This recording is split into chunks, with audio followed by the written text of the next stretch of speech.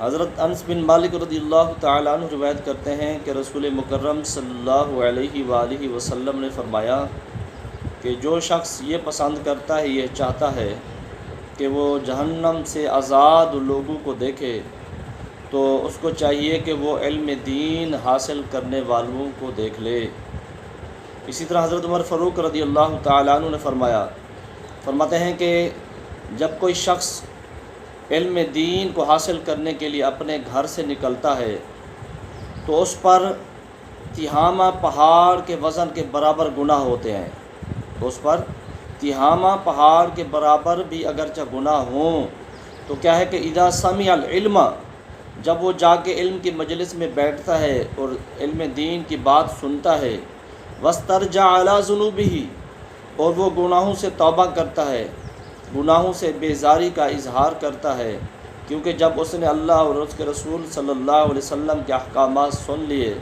اور اس کا سینہ کھل گیا،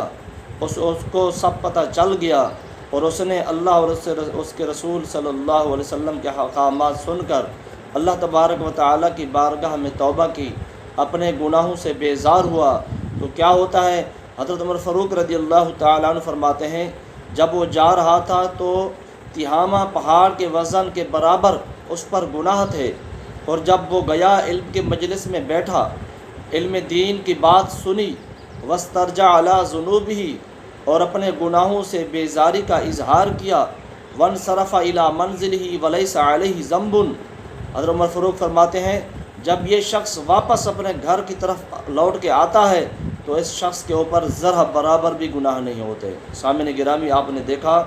کہ یہ شخص جب جا رہا تھا تو تہامہ پہاڑ جتنا اس کے اوپر گناہ تھے، اتنا گناہوں کا بوجھ تھا، لیکن جب یہ گیا علم دین کی مجلس میں بیٹھا، علم دین کی باتیں سنی، اللہ اور اس کے رسول صلی اللہ علیہ وآلہ وسلم کے فرامین سنے،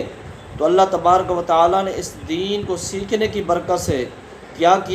کہ جب یہ واپس آیا تو اس کے جسم کے اوپر ذرہ برابر بھی گناہ نہیں تھے، ایک گناہ بھی نہیں تھا۔ یہ علم دین کی برکت ہے کہ علم دین کو سیکھنے کی وجہ سے اللہ تبارک و تعالیٰ نے جو اس کے اوپر گناہ تھے، تہامہ پہاڑ کے برابر جو اس پر گناہوں کا بوجھ تھا، اللہ تبارک و تعالیٰ نے سارے گناہوں کے بوجھ کو اس کے جسم سے اتار دیا اور اس کو ہلکا کر دیا۔ اللہ تبارک و تعالیٰ نے اس کو پاک و صاف کر دیا۔ اللہ تبارک و تعالیٰ کی بارگاہ میں دعا ہے کہ اللہ تبارک و تعالیٰ ہمیں بھی دین سیکھنے والا بنائے، دین سمجھنے والا بنائے، اور دین پر عمل پیرا ہونے والا بنائے۔